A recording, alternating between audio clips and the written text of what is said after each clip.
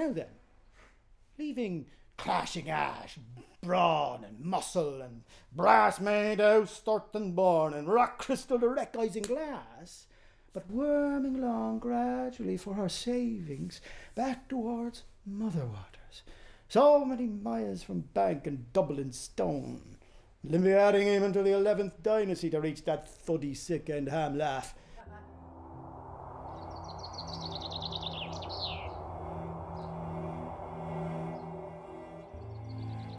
Hello, and welcome to a presentation of two unique and ambitious retellings of Finnegan's Wake.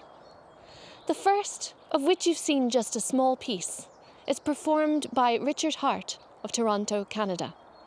Together with Adam Seelig of One Little Goat Theatre Company, he is in the process of recording the entire text of Finnegan's Wake.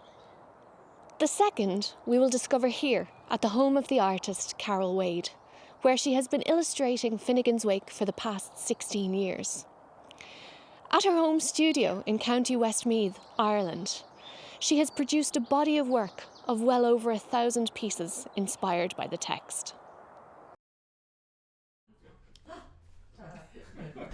And to the question of Boney's unlawfully obtaining a pierced paraflam and claptrap fireguard, there crops out the still more salient point of the politish leanings and town pursuits of our forebear. Eldon Durdinelli, may his ship take stick in the bottom of the river, and all his cruisers stock locked in the bottom of the seas. Who within the black of your toenail, sir, have been mistakenly ambushed by one of the I.iv, and his clothes is made no matter, ma'am, to being coyoed off-hand when the Huguenot heckler with the Peter the Painter wanted to hold him, was consistently practising the first of the primary and imprescriptible liberties of the Pacific subject by circulating. Be British boys to your bellybone and chuck a chum a chance. Alongst one of our unprohibited cemetery through farts. Opened a buggy and bike to walk Wellington Park Road, with the curb a quacker's quack nostrum under his oxter and his apron stuck in his red hand, a highly commendable exercise. Or, number 2 of our act illegitimate plebeian, on the brink. Beware to balk a man at his will, of taking place upon a public seat, to what? Bear by boats, most easterly, but all goes west, of Blackpool bridges, as a public protest in a tour-like vice, without intent to annoy either, being praised good thankfully for the wrath-bereaved ring-dove and the fear-stung boa constrictor, and all the more right jolly well pleased, which he was, of having other people's weather.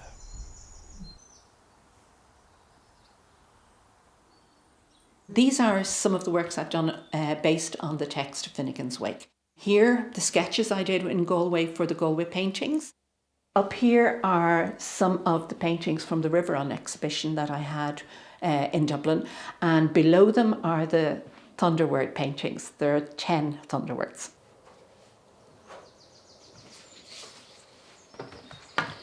So this is a picture of page 85 that we're hearing Richard Harte perform, is that right? Yes, it's the 4th Thunderword, which is made up of different words and different languages for a sex worker. And the scene here is from the OSI historical map of the 1920s of the Monto, the red light district. And of course you recognise Olympia. And so you've produced over 1,000 pieces of work. Can you tell us how that started? It started about 16 years ago. Somebody introduced me to Finnegan's Wake. This person read it to me. I hadn't a clue what it was about, but I actually found it really familiar and very, very funny.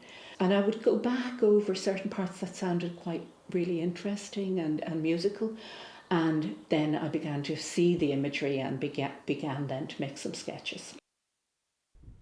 But to return to the Atlantic and finish up proper, as if that were not to be enough for anyone. But little headway, if any, was made in solving the was not to be crime conundrum, when a child of Mam, Festy King, of a family long and honourably associated with the tar and feather industries, who gave an address in old Plough Manch, Mayo of the Saxons, in the heart of a foul-famed Poitín district, was subsequently haled up at the Old Bailey on the Calends of Mars, under an incompatibly framed indictment of both accounts, from each equinoxious point of view, the one fellow's fetch being the other fellow's person. That is to say, flying cushats out of his overalls and making faces amongst his forces on the field. There was something in the text that I found poetic or magical or musical, and I loved it just for the sound of it. So one day I found an A3 sketchbook and I said, this is it, I'm throwing my hat over the hedge. I am actually going to draw, I'm going to illustrate it page by page. 13 hardback books later, I had completed it. But before I completed it, I had made up my mind that I was going to go the second time round, which is what I'm doing. Finnegan's Wake was published simultaneously in London and New York on May the 4th, 1939. Episodes from the work had appeared in the previous 15 years. The first of them, Mama Lujo, appeared 100 years ago in the Transatlantic Review, edited by Ford Madox Ford. So what advice would you give to somebody who is approaching this text first time around? I think just read it, and if you are able to read it aloud and just start laughing, because you are going to find some of the innuendos incredibly funny. Don't try to understand. It's like you wouldn't pick at poetry. You just get the feel for it and just enjoy it. You don't have to read the whole book. Pick a section that you enjoy, read it over and over again, and just have fun with it. Oh yeah, oh yeah! When the prisoner, soaked and methylated, appeared in dry dock, a patently ambrosiarialised, like Corsa's corduroy caricature, where, besides stains, rents and patches, his fight shirt, straw braces, sou'wester, and a policeman's corkscrew trousers, all out of the true, as he had purposely torn up all his Simtry-man's bespokes in the Mamer time, deposing for his execution, with all the flowers of sparse of the Royal Irish vocabulary, how the whole Padderjack, Martin, Trapezoid, Suet, and all the sulphate of copper had fallen off him quats unaccountably, like the crystallisations of Adam uneven, while he was trying for to stick fire to himself. In fact, he was dripping as he found upon stripping for a pipkin of malt as he feared the cold rain. It was attempted by the Crown, P.C. Robart, to show that King, Elois Crowbar, once known as Melody, impersonating a climbing boy, rubs some pixes of any luvial pizza over his face, plucks and pusses with a plain turf as the best means of disguising himself, and was the middle-white fair in Mudford of a Thursday, Feist of Peeler and Paul, under the ill-assumed names of Tykingfest and Rabwork, picked by him and Anthony out of a telephone book, allegedly with a pedigree pig, unlicensed, and a hyacinth. Yeah, so this is my watercolour studio. I do my research, I do my reading, I take my notes, and I produce the watercolours, which sometimes then becomes the oil paintings that you see. Wonderful. There's a world of resources available to the first-time reader of Finnegan's Wake, such as Barry McGovern's audio reading. Following along with a book in hand makes it easy to take the plunge. For Finnegan's Wake 85, we've put together a list of all of the resources we know of, and we're happy to add more if people want to get in touch.